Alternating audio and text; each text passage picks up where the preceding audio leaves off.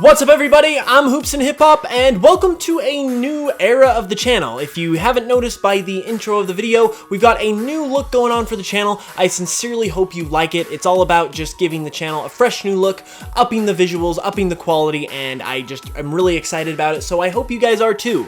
We're going to be celebrating this rebrand with a shirt as well. I will talk more about that at the end of the video, so stay tuned for that. Links are in the description, but anyway, let's get on to the video.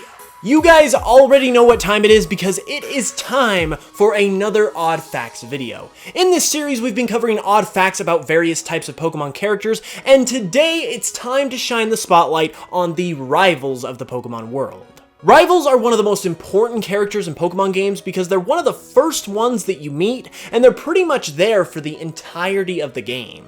Some games only have one rival and some have multiple, but they all have some odd facts to share, so let's go ahead and check it out. Okay, so the first fact we're going to look at has to do with the rivals of Pokemon Black and White and Black and White 2, and that would be Sharon, Bianca, and Hau.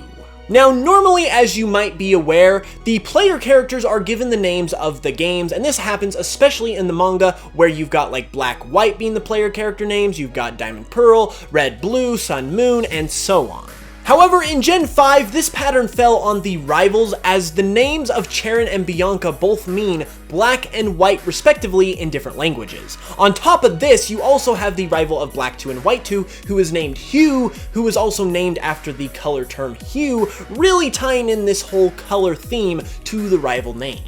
Another odd fact about Bianca in particular is that prior to the release of Pokemon Black and White, it was widely misreported and believed that she was the Pokemon champion of these games. This misconception likely came about for a few reasons. Number one, Black and White are sort of a soft reboot of Gen 1, and so it would make sense to have the rival character be the champion in these games just like they were in Red and Blue. On top of that, you've got the fact that she was shown to have high-level Pokemon in pre-release coverage. And number three, it seems like a predictable and believable character arc for Bianca to have, where she starts off as really clumsy and not knowing what she's doing, and then all of a sudden she ends up as literally the best trainer in the games that you have to beat the games, so it's kind of understandable, even though it's kind of funny looking back on it, that this misconception was so widely believed.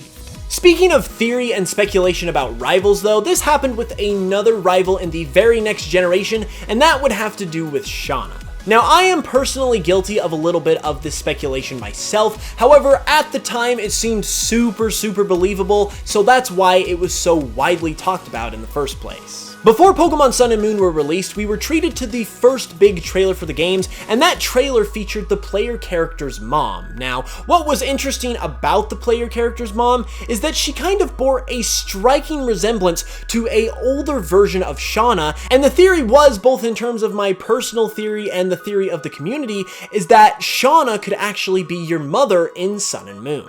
The points in favor of this included the similar skin tone, the similar hair color, the similar looking face, the similar looking smile, and most importantly, arguably, the fact that in the post-game of X and Y, Shauna mentions that she's going to go to a faraway region, which perfectly fits the description of Alola. So I'm sure you guys can understand how this could be so easily believed at the time, and even though it's kind of funny looking back on it now, it's still a fun piece of history for Shauna as a rival character. Now, aside from the rivals of the main series games, there is actually one rival in the existence of the spin-off games that's actually pretty interesting to talk about, and that would be none other than Ronald of the Pokemon trading card game video game. Ronald was your rival in the Pokemon trading card game video game, as well as its Japan exclusive sequel, and he carried a lot of the classic rival traits where he was kind of a jerk, kind of cocky, kind of arrogant, and just that perfect type of rival that we grew to love so much in the earlier days of Pokemon. Now, he wasn't a full-fledged member because he was essentially disguising himself as one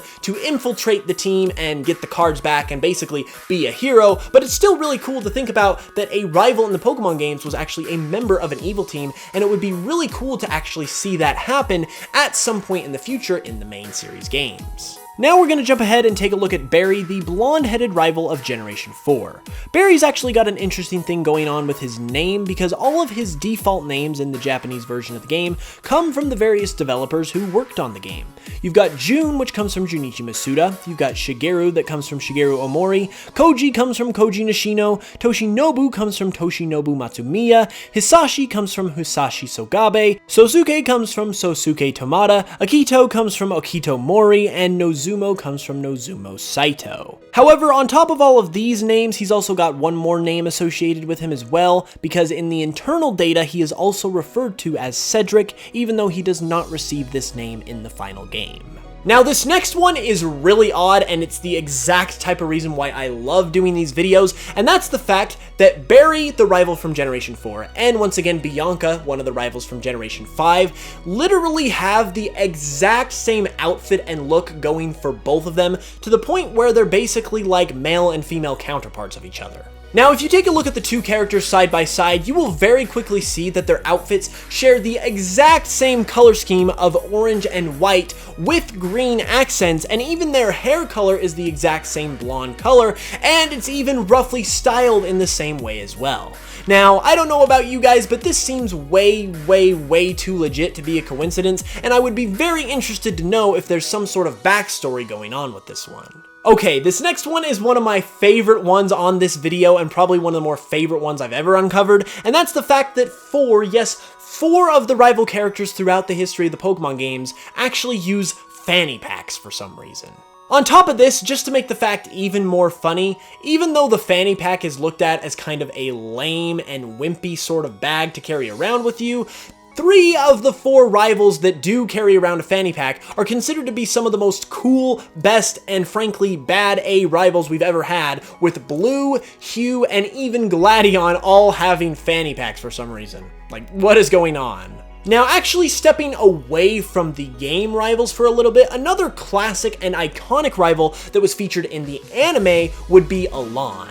Alain was a rival character for Ash in the X and Y arc of the anime that is very iconic for having a Mega Charizard and being the star character of the Pokémon Mega Evolution Special. However, he actually does make his way into the games in the form of a reference where Steven, during the Delta episode of Omega Ruby and Alpha Sapphire, will mention how he remembers battling alongside a trainer with a black Charizard. However, the very interesting thing to note here, and the thing that makes this so interesting, is the fact that he says that it was quote-unquote a long time ago that this happened. However, in terms of the Pokemon timeline, X and Y, the arc where Alain is from, takes place significantly after Oraz, which takes place at the beginning of the timeline. So if you like to subscribe to the idea of the anime and the games being both in the same continuity somehow, this could potentially allude to the fact that the events of the anime actually take place before the events of the games. Pretty cool stuff. Going back to Black and White now, we have another very interesting fact to share about Cheren and Bianca. Now, in Black and White 1, Cheren wears glasses, while Bianca does not. However, in the sequels Black and White 2, Bianca wears glasses, while Cheren does not, and the rims of both of their glasses in both of the respective games actually share the same orange color. Like, once again, this has got to be some sort of intentional Easter egg of some kind. And last but not least, we could not have an odd facts video on the rivals without talking about the original rival himself, Blue, aka Gary Oak. Now, we've talked about Blue in several of these videos just because he covers a lot of the different categories, being a rival character, and a gym leader, and a champion. However, one thing we haven't covered yet is in his earlier artwork, he's shown to have an interesting sort of emblem attached to the bottom of his shirt. Now, it's unknown what this emblem was supposed to represent at the time of Generation 1 where it was featured. However, it takes on a bit more significance if we look at Red's artwork from Generation 1 and see that his hat also has a strange emblem on it as well, looking to be a badge of some kind. It does look to be related in some way to the emblem that Blue has on his shirt, and Red's emblem even changes from artwork to artwork, at one time having an emblem that resembles the Earth badge, and another time having an emblem that resembles the Cascade badge. badge. It could be possible that the gym badges themselves were going to take on a bigger role in the game and actually have some sort of use, and I believe, if I remember correctly, that it has actually been reported that the badges themselves were actual items that did have some use in earlier versions of the game in Red and Blue if you do some hacking. So it's likely that this emblem on Blue's shirt is possibly related to this badge item type concept. However, this is a fact that's probably frankly lost to time, and it's unlikely that we'll never know the true answer. And there we have it, everyone. Now, I certainly hope these facts were odd enough for you guys, and I really hope you guys learned something new as well.